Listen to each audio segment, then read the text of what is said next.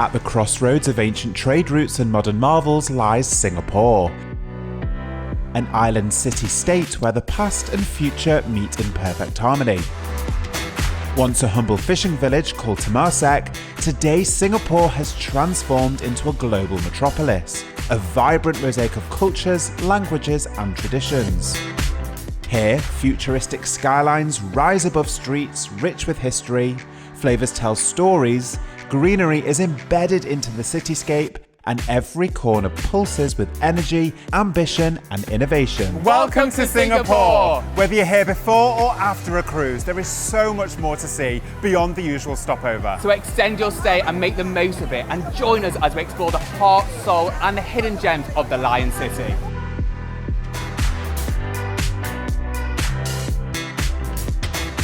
Join us as we set out to find the very best ways to experience Singapore. With local expert Josephine, producer Lucy, and the support of the city's passionate locals and business owners. Through its street food, beaches, skyscrapers, museums, gardens, people, and more. We'll show you what makes this city unforgettable. So when it's your turn, you can love it, book it, and travel like a pro.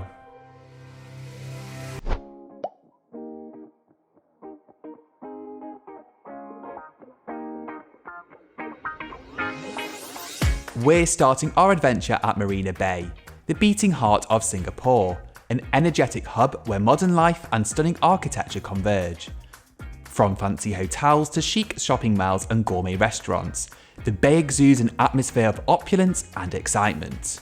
Behind me is Marina Bay Sands Hotel, with the world-famous infinity rooftop pool and the striking lotus-shaped Art Science Museum, just two features of the iconic architecture. And let's not forget the Singapore Flyer, offering 360-degree views over the stunning bay and beyond. But it's here at the water's edge that the city truly comes to life.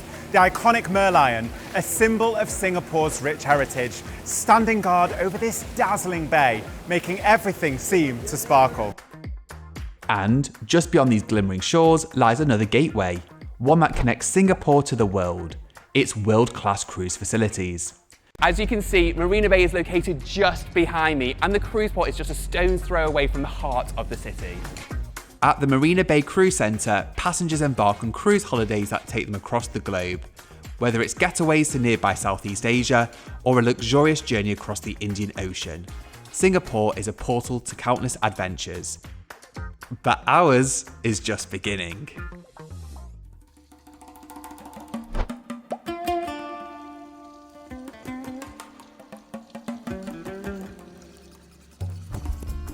So first, let's step into a living legend, Raffles Hotel. In the heart of Singapore's downtown core stands one of the world's most iconic luxury hotels, a symbol of the island's colonial past and its cosmopolitan evolution. Opened in 1887 by the ambitious Sarkis brothers, Raffles began as a modest 10-room bungalow by the sea. It was named after Sir Stamford Raffles, the British statesman and passionate botanist credited with founding modern Singapore. With its colonial elegance and timeless charm, Raffles offered more than a luxury stay. It offered theatre, character, and a front row seat to history, and the legacy still lives on today. The hotel's history is steeped in stories of elegance and sophistication, but of course it's also home to one of the world's most famous cocktails, the Singapore Sling.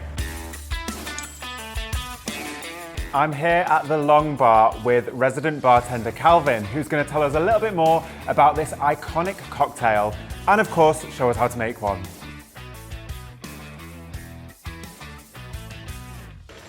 Hi, welcome to Long Bar, home of the Singapore Sling. So allow me to share a bit about our story of how is it created. So back in the days, ladies are not allowed to drink in public. So our bartender Diam he saw an opportunity to create a cocktail that looked like a fruit juice. The original Singapore Sling and the one we still enjoy today is a vibrant mix of gin, cherry brandy, Cointreau, Dom Benedictine, pineapple juice, lime juice, grenadine, bitters, and is garnished with a pineapple slice and a cherry. And it's best enjoyed right here in the glamour of the Long Bar, where plantation-style charm comes to life. With slow-turning ceiling fans, dark wood and rattan chairs, it perfectly captures the spirit of 1920s Malaya. And on each table you'll find a little bag of peanuts. You're meant to toss the shells on the floor, it's all part of the tradition.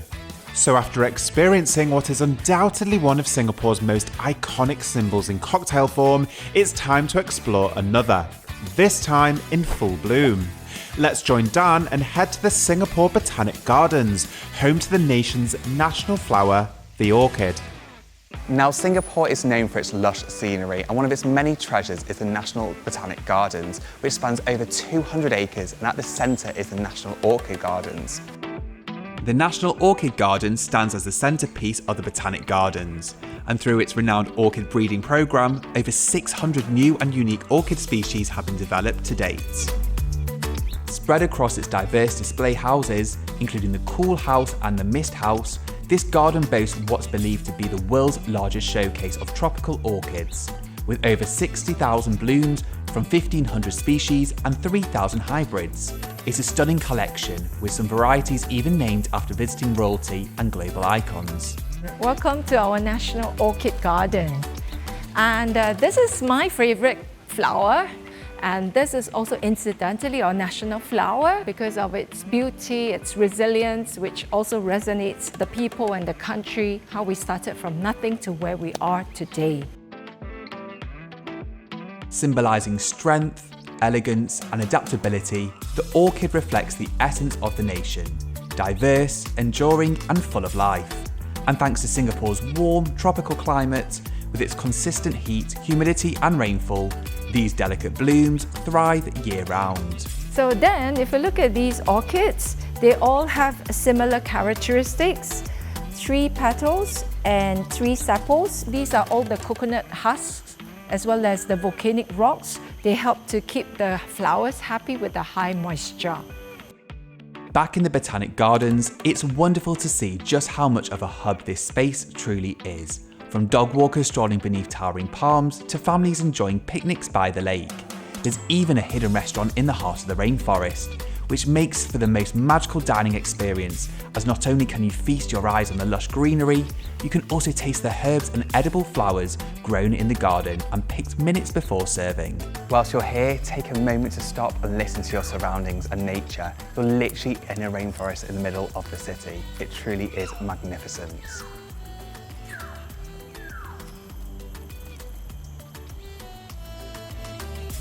The Botanic Garden really is a highlight and is a must on your visit to Singapore, offering a piece of tranquility in this marvellous city. And to make things even better, it is the only tropical botanic garden listed as a UNESCO World Heritage Site. On the other side of the city, back by the waterfront, beneath the dramatic silhouette of Marina Bay Sands, you'll find another one of Singapore's most stunning green spaces. This is Gardens by the Bay, and I promise you, it's like no garden you have ever seen. Since its opening in 2012, this iconic attraction has changed Singapore from the garden city to a city in a garden, perfectly blending nature with urban living. Yes, and beyond its stunning aesthetics, Gardens by the Bay was created to enhance urban living for its people, bringing lush greenery right into the heart of the city. At the centre of Gardens by the Bay are 2 iconic Superdome structures. One of these is home to the Cloud Forest, featuring one of the world's tallest indoor waterfalls and a cool, misty environment that recreates tropical mountain regions. Inside, you can explore unique plants native to cloud forests, from pitcher plants and Venus flytraps to delicate ferns and mosses. From the foot of Crystal Mountain, look up and feast your eyes on the lush forest canopy, sprawling across the treetop walk. The other houses the Flower Dome, the largest glass greenhouse in the world, showcasing an ever-changing display of exotic plants and flowers from across the globe. What makes the Flower Dome so special isn't just its size, it's the way it constantly transforms. With themed floral displays that rotate throughout the year, every visit offers something new. From cherry blossoms in the spring to tulips from the Netherlands and festive displays during Lunar New Year and Christmas, it's a celebration of global flora and culture under one roof. And we're not the only ones amazed by it. Gardens by the Bay welcomes over 8 million visitors each year. It's not just a garden, it's an attraction, an education centre and a showcase of sustainable design. Perhaps the most striking feature are the super trees. These vertical structures, ranging in height from 25 to 50 metres, aren't just visually impressive. They are also vertical gardens, housing a diverse range of flora and fauna. They also harness their own solar power to light up the night.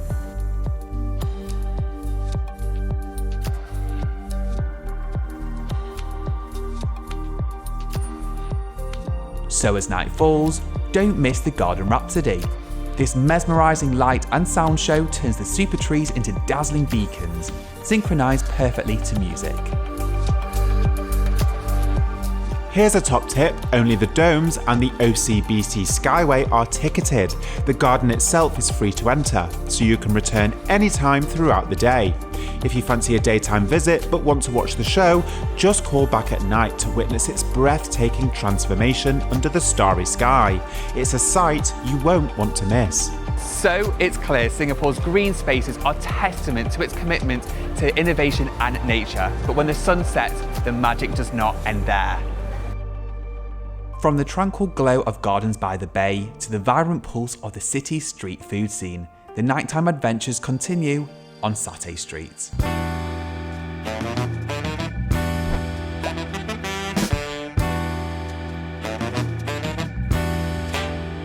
One of Singapore's most iconic food hotspots. Officially known as Lau Pa Sat's Satay Street, this place comes alive every evening from 7 p.m. as a regular pedestrian street transforms into an open-air feast. But it's not just about the food here that makes it so special. It's the lively atmosphere. Pull up a chair, dine with strangers under the warm night sky, and feast on delicious, flavourful food. Satay refers to a popular street food dish consisting of small pieces of marinated meat skewered and grilled over charcoal, then served with a rich peanut sauce for dipping. It's essentially a Southeast Asian style of kebab, packed with so much flavour that it's considered one of the country's favourite dishes. So how many stalls are additional, like every night here then? So they are close to 12. Okay. Yeah, so from one end to the other end. All offering the same thing? Same thing. So how do you know which one's your favourite? So same but different. Look at this line. You can tell how popular this particular one is. And also coming here over the years, you have your favorites. There are ladies here that go around the tables selling cheap jugs of tiger beer and soda. Singaporeans affectionately refer to them as beer aunties. The perfect drink to wash down our dinner and toast to the perfect first day of exploring.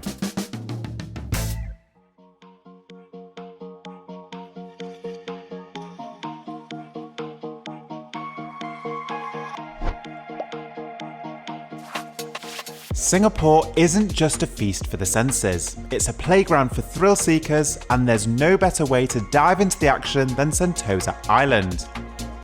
Once a British military outpost, Sentosa has transformed into Singapore's ultimate island escape, where golden beaches, heart-pounding adventures, and hidden slices of paradise all come together. Just off the southern coast, it's incredibly easy to get to. Hop on the monorail from Vivo City, stroll the scenic boardwalk, drive across or catch a quick grab ride. In just minutes, you're in a world that feels a world away from the city. From Universal Studios Singapore to the Skyline Luge and beyond, Sentosa delivers non-stop energy, epic views and plenty of surprises. But first, we're taking things up a notch with the Southern Island Speedboat Tour. Departing from Sentosa Cove, Sentosa's glitzy marina resort, home to more than 2,000 oceanfront villas, waterway bungalows and hillside mansions, this high-speed adventure zips across the turquoise waters to explore Singapore's southern gems: Pulau, Teku Kor, St John Island, Lazarus Island and Sisters Island. Back in the early 1800s, these waters were at the heart of Singapore's rise as a global trading hub. Strategically located along the Strait of Malacca, this sleepy fishing village soon turned into one of the busiest ports on the planet. I'm back on land, but the adventure is just getting started because I'm at Sentosa Skyline Luge, the first luge ride in Southeast Asia. It's a thrilling adventure as you twist and turn, controlling your own speed through lush tropical rainforest. Think of it part toboggan ride and part go-kart. There are 4 thrilling tracks to choose from, each offering a unique mix of hairpin corners, tunnels and downhill slopes. Whether you're a speed demon like me or prefer a leisurely cruise, there's something for everyone. And after it all, to get back to the top, you have this incredible cable car ride above the treetops with this impressive view of Singapore. And when you've had your fill of thrills, it's time to chill. Sentosa Island is home to an array of gorgeous beaches. I'm heading to Plus 12 Beach Club on Palawan Beach, the perfect place to sit back, dine, relax, and of course enjoy the sun. Think poolside cocktails, curated beats, and a front row seat to a perfect sea view. Whether you're sipping a spritz or diving into gourmet bites, it's all about that effortless island escape. So, from bougie brunches to all-day beachside lounging, this is Sentosa's social side. Sunny, stylish, and certainly Instagram-worthy. But perhaps the cherry on top is Universal Studios, Southeast Asia's first and only Universal theme park. Step into a world of thrilling rides based on iconic movies, epic live shows and great food, all waiting for you to enjoy. After soaking up the sun and thrills of Sentosa, it's time to explore a different flavour of Singapore, one that really comes alive through its food. We're heading into Geylang, a district known for its bustling eats and legendary night markets. Once a quiet coconut plantation, Geylang has grown into a vibrant cultural hub, layered with history, packed with flavour and full of character. And to show us around, we're handing things over to someone who truly knows the streets. Local guide Sue, who's taking us on a delicious deep dive, starting with a much needed caffeine fix. So usually they have condensed milk. Yeah, so on the spot. So you don't see any blending machine or any coffee machine here. And if you hear kosong, teh kosong means no sugar. Okay. Yeah, so if you don't like sugar, it's everything kosong. Kopi o kosong, kopi kosong. Okay. Kopi, it's the regular coffee for you. So usually this is the traditional way of putting in a bag because in the past there's a lorry driver, right? There's no fancy cup holder and stuff, right? Okay. So they have to hang it. This is one of the stories. There's no original story of how this thing came about. Right. So this is a very versatile bag. You can put it for soup, take away, rice, take away. So anything as long as you can fit in take away, bring it back home. And so I've got a coffee and Dan's got a tea. Yes. Roughly how much was this? So on average, Singapore dollars is usually 2 Singapore dollars. Geylang's numbered lanes, or lorongs, weave through rows of old shop houses, each one hiding a local favourite or a secret recipe passed down for generations. Lorong is L-O-R. Lorong, this L-O-R is a short form for lorong, so it's a Malay word means lane. So there are many lanes in Geylang, so this is Lorong 27 Geylang. And the best part, there's something for everyone, whether you're vegetarian, gluten-free, or just plain hungry. So because this area here, they are more popular with vegetarian stalls and then the bakery as well. But slowly I have friends that are gluten-free, they are vegetarians, but slowly we get to see more restaurants popping up in the shopping mall as well. It's nice that there's multiple choices as well. It wouldn't be right to leave without trying the king of fruits, the durian. Loved by many, feared by some, this spiky icon is as famous for its bold flavour as it is for its unforgettable smell. Let's see what all the fuss is about. So he picked this for us, so we'll be taking this. So what he will do is, he will usually slice it up, and then he will show like this. He will say, oh, look at this. Okay. Beautiful, you like it? You can share. You can really feel the seed. Yeah. Okay, so this one, okay. So say your prayers and then okay, so usually you just taste it first. Okay. Yeah. Try to savor, try to taste it, and then it's very custardy, and then you can feel the fiber inside. Yeah. And sometimes the smell do come through at the back. It's definitely unique and different. Oh yeah, it's very unique. So some people, they say that it's like rotten socks. Some people, they say that it's so fragrant, like, you know, kind of wonderful fruit.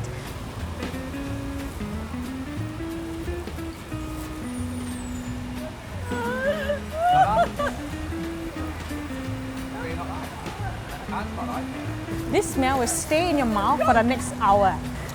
I'm sorry, it's not. It's okay.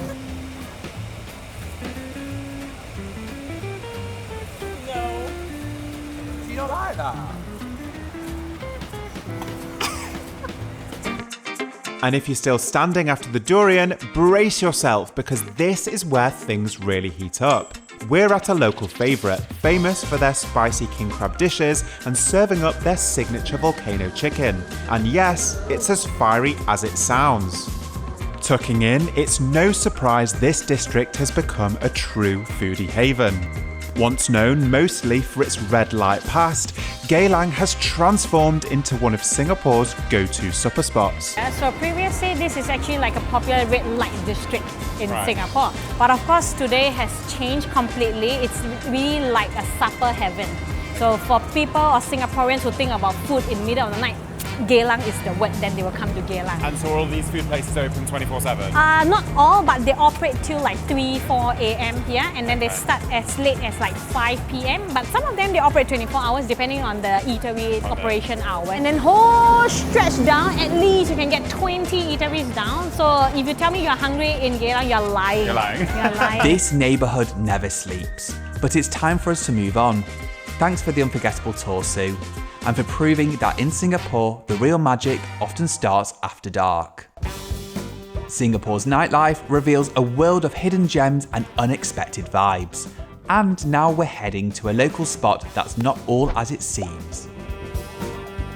Hidden behind what looks like an old school sweet shop is Mama Diam, a speakeasy that blends nostalgia and a splash of modern cool.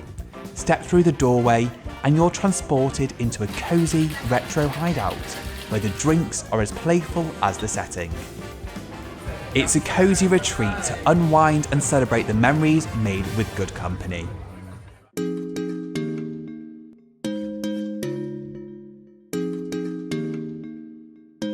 But now our journey through Singapore unfolds even deeper.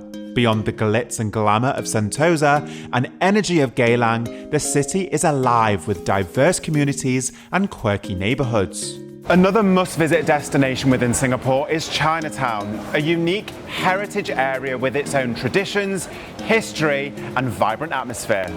So this is the heart of Chinatown, where you see a lot of these old buildings that are very beautifully refurbished. Chinatown's colourful century-old shop houses once blended home and trade, with families living above their businesses. Today, they house cafes and shops, but still hold the charm of old Singapore. Nearby, Chinese medicine shops offer everything from iconic tiger balm to rare herbs, century-old remedies that blend tradition with natural healing. And, adding to the neighbourhood's vibrant character, murals on the wall depict street hawkers, opera performers and daily life. So this area was once upon a time the heart of the Chinese community, dating back to the 19th century when we had a Chinese enclave of merchants, traders and labourers. Right in the heart of Chinatown stands the striking Buddha Tooth Relic Temple, a dynamic centre of faith and culture where Buddhists come to worship. Well, this temple dates back to 2007. It's one of the most sacred landmarks here in Chinatown, and it's believed to be the tooth relic of the Lord Buddha. It's supposed to be their place of worship and the place where they can find their faith, their religion all come to life. As incense burns, symbolising respect, devotion and the connection between the physical and spiritual worlds, the city's streets begin to buzz with locals starting their day. After soaking up the calm and culture, it's time for a quick breakfast stop at nearby Yakun Kaya Toast, fueling up, ready for some competitive fun. Okay, we've just had breakfast at Yakun Kaya Toast, and I've got a bit of surprise for you, Dan, because we now need to get to Little India, and I thought it'd be fun if we had a race. So you're going to get a taxi, and I'm going to get the subway, and we're going to see who gets there first. Oh, I'll get there first. Easy peasy. Are you ready? Yeah. Okay, 3, 2, 1, let's go. So I've just stopped to check Google Maps, and apparently it's about 6 minutes away. So I actually think I'm going to win this. The MRT, or Mass Rapid Transit, is Singapore's fast, efficient train system. With frequent service across the city, the locals' top choice for quick, affordable travel. I'm in the taxi, I'm on my way from Chinatown to Little India. There's a little bit of light traffic, but surely I've got this one covered. Literally just missed the first train, but they seem to be coming every minute or so. How many stops have I got? 3 stops, I'll be right. Right, we're just pulling in, so I need to go and find the sign for the Taker Centre, and of course, win and beat Sam. Okay, where is this sign? Taker Centre. Just got to cross the street. Here. I actually can't see Dan anywhere. Looks like I won. How did he get here before me? Honestly, it was so easy. It took, 10 minutes, 3 or 4 stops. It cost $1.19, so just over 70p. Well signposted, air conditioned. Honestly, couldn't recommend it highly enough. Okay, well mine cost $8 Singapore, just under £5. It was convenient, it was scenic, but clearly not as fast as you. Clearly not. I won. Well done. To kick off our journey through Little India, we're starting at one of its most iconic landmarks, the bustling Taker Centre. Perfectly located next to the MRT, it's the ideal gateway to the neighbourhood. A blend of a market, food centre and retail space, the Taker Centre offers a little bit of everything for everyone. Welcome to Little India. This is the heartland of the Indian community. You will find predominantly a lot of Indians. However, Singapore is a melting pot where you get to try many different cuisines all under one roof. From the rich aroma and sizzling halal dishes at the hawker stalls to colourful saris, Bollywood tunes and fresh spices upstairs, this place is a living snapshot of Singapore's cultural tapestry. With lunch plans ahead, our tour guide Josephine suggested we try some local beverages. Masala tea is tea with a lot of spices.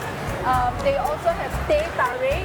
Teh in Malay means tea and tarik means to pull.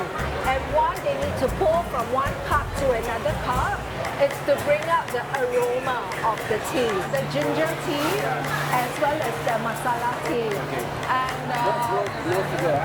and 1 Milo dinosaur and 1 mango lassi. How long have you run this stall for? I'm running it for more than 30 years. 30 years? Yeah. And what changes have you seen in Little India over the 30 years? 30 years. We are upgrading ourselves and more challenging. Right, okay. Has it got busier and busier? Yeah, of course. Yeah. You can see a lot of queue. Yeah. So you're popular, that's great. Cheers. You'll love that. That's delicious. That was so nice. As we made our way down the main thoroughfare, we discovered that Little India's roots trace back to the early 19th century, when Indian immigrants arrived in Singapore, drawn by opportunities under British colonial rule. Originally a cattle trading district, the area gradually transformed into a vibrant hub for the Indian community. Along the way, it was fascinating to notice the street names that echoed familiar ones from home, reminders of Singapore's colonial past. Today, buffalo trading was the main activity. Whereas on the opposite side, you will see all the English names like Hastings, Dixon, Campbell, Dunlop, so on and so forth, because these were the English people who came here and started this area. As you wander through the streets, the fragrant allure of jasmine garlands and the rhythmic beats of traditional Indian music reveal a district that's more than a place. It's a living mosaic of Singapore's Indian heritage. Located at the junction of Belilios Road and Serangoon Road lies the Sri Veera Magaliamman Temple, one of the oldest Hindu temples in Singapore. Built by early Tamil immigrants and dedicated to the goddess Kali, it's a colourful symbol of the Indian community's deep-rooted faith. All that walking and discovering works up quite the appetite. And in Little India, there's no shortage of options when it comes to lunch. On the recommendation of locals, we made our way to Muthu's Curry, a true Singapore staple since 1969.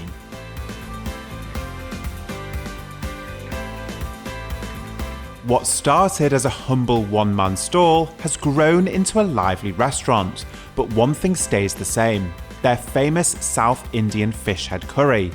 Bold, spicy and full of flavour, it remains the heart of everything they do, and I was keen to try it. This is our famous fish head curry. We started the fish head curry around 1969. So once my boss just recognized the fish head curry will be more nicer than the meat, so he started one of the best fish head curry in Singapore. Really intense flavour, like not even chili, it's spicy, but it's... What's in it? What's the spices in it? Cinnamon, chili, turmeric. That is delicious. That's so nice. From the flavours of the city to the streets that tell its story, Singapore is a place best explored with all senses engaged. And now we're doing just that on 3 wheels.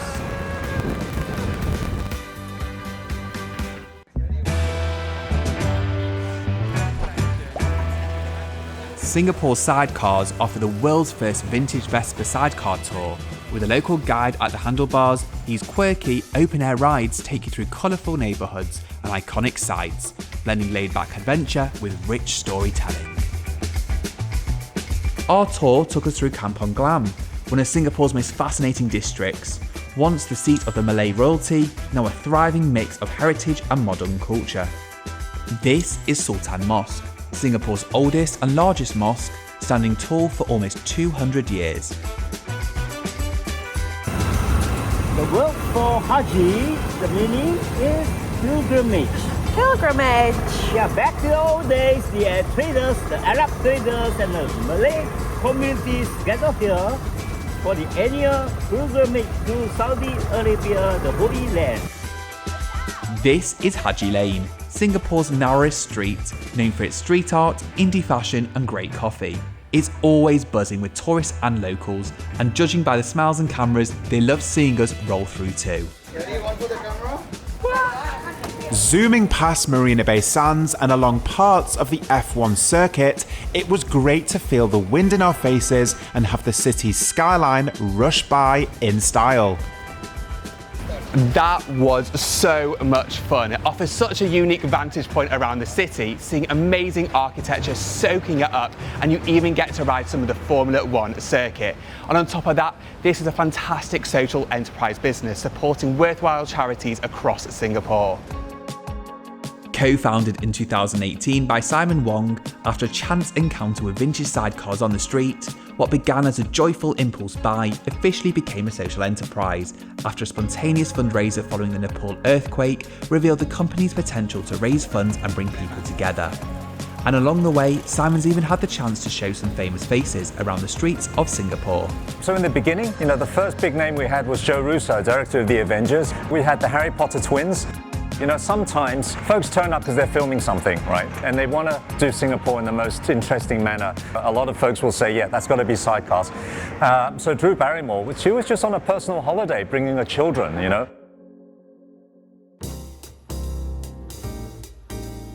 After all that excitement, we were ready to slow things down and take a look at Singapore's sophisticated fine dining scene, at one of the many internationally recognised venues that are redefining modern dining in the city. Tucked inside the Flower Dome at Gardens by the Bay, Marguerite is a fine dining gem that's earned a Michelin star each year since opening in 2022. So Marguerite specialises in what we call creative cuisine.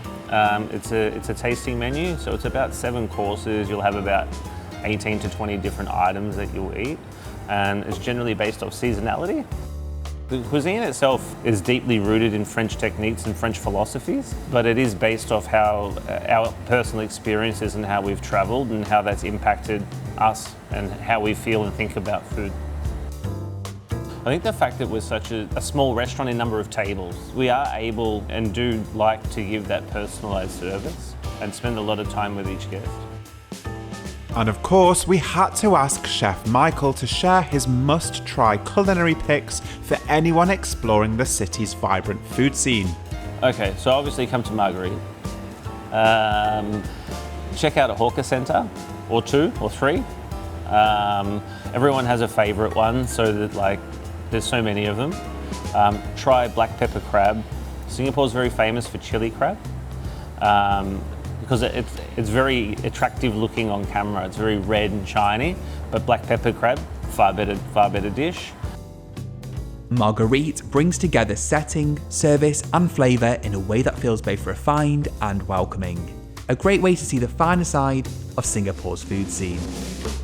Finally, to wrap up the day, we couldn't resist a nightcap with a view. Perched high above the city, level 33 is the world's highest urban microbrewery and one of the best places to unwind in Singapore.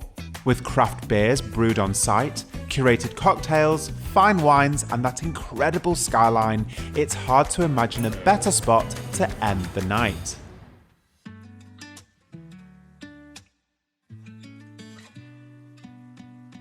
As our time in Singapore draws to a close, we wanted to see how the city breathes new life into its historical buildings.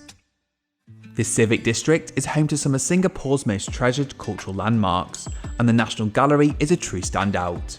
Housed within the historic Supreme Court and City Hall buildings, it's a striking blend of colonial architecture and contemporary art. With its expansive collection of Southeast Asian art, the National Gallery tells the story of the region's history and the cultural heritage of Singapore, and is one of the best places to soak up the Singapore artistic vibe. The exhibits here range from classic masterpieces to cutting-edge contemporary works, offering a rich, immersive experience. And don't miss the Padang deck. Perched atop the gallery, it offers panoramic views of the city skyline and the Civic District below, a perfect spot to reflect on the city's vibrant past and present. And just around the corner, Chijmes is a beautifully restored heritage site, now buzzing with upscale restaurants, bars and cultural events. Originally founded in 1854 as the Convent of the Holy Infant Jesus, this historic complex served as a Catholic school for girls. After the convent relocated, the site was carefully restored and transformed into a destination for dining and entertainment.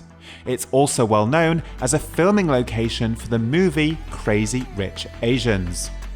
From the remarkable collections at the National Gallery to the atmosphere of Chijmes, this district beautifully balances respect for its heritage with a forward-looking spirit. It's this seamless blend of history and innovation that makes Singapore such a dynamic cultural destination. After tasting our way through the city, from street food to fine dining, we had to end our trip with what might be its most iconic dining experience, hawker centres. These open-air food courts are packed with independent stalls, offering a huge variety of affordable, diverse cuisine. And they're a great place to see just how far you can stretch your budget. Hawker centres are such an important part of Singapore's culinary, social and economic landscape. We're currently outside La Pasat, which is one of the many hawker centres in and around Singapore. So we've been set a challenge. We're going to be given 20 Singapore dollars, which is around 12 British pounds, and we're going to see how much food we can get for that money. Ready? 3, 2, 1, go! So as you can see, there's everything from Middle Eastern, Indian, Chinese, Japanese, Malaysian. The food here is absolutely incredible.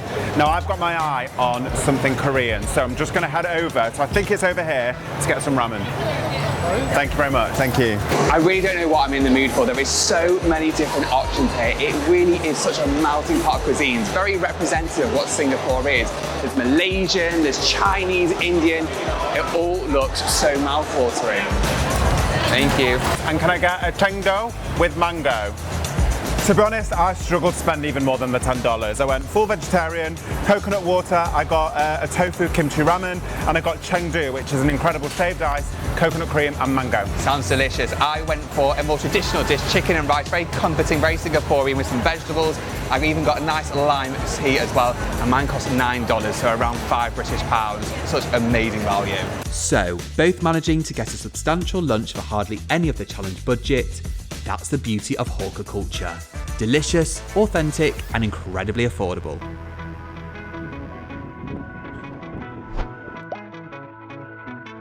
As our journey comes to a close, there's one last stop that perfectly encapsulates the spirit of Singapore, Jewel Changi Airport. Jewel is a destination in itself. This architectural masterpiece combines shopping, dining and leisure facilities all under one roof. At its heart is the Rain Vortex, the world's tallest indoor waterfall, cascading 40 metres down into a lush indoor garden. Surrounding it are 5 floors of tropical greenery, including the Forest Valley and Canopy Park. This green sanctuary, bathed in natural sunlight, is a tranquil retreat in the core of a bustling transport hub. And come nightfall, the sheet of water becomes a magical light and music showcase. Plus, with over 300 retail and dining venues, a hotel and attractions like hedge mazes and discovery slides, if you're catching a flight or just exploring, Jewel is a must on any visit. And just like that, our adventure comes full circle. Singapore has shown us just how much it has to offer, and I feel like we've barely scratched the surface. But what an unforgettable journey it has been. We took a moment to reflect on our time here. What would you say has been your highlight? I'd say definitely the light show at Gardens by the Bay. Probably because I've been there a couple of times before, but at night it was just different. And actually we were really lucky, we were on the bridge as the light show started. So being up there, Marina Bay Sands, the lights, the music, it's a bit emotional really, it was nice. Obviously we've had so much amazing food, but what would you say is your favourite thing that you've had? Mine's definitely been the Satay Street. That dining outdoors and the warmth, the smell of the smoke, the atmosphere of the people, the food was delicious. I would recommend anyone coming to Singapore do something like the sidecars, like those open-top buses on the first day, because it gives you that perspective immediately. You know what you want to see and you can just go back and get more. I'd say be bold, just go for it. There's so much the city offers. It's such an easy city to get around. Don't be scared by things that might scare you at home. Just embrace it. So last question, when are we coming back? I'm coming back tomorrow. I'm not going. Whether you're chasing the thrill, soaking in the calm, diving into rich culture, or savouring every bite, Singapore is waiting to be discovered, one unforgettable moment at a time. And to the people who've opened their hearts and shared their stories, you've shown us that it's not just the sights, but the soul of Singapore that stays with you long after the journey ends. Thanks for joining us on this adventure. Get ready for our next one.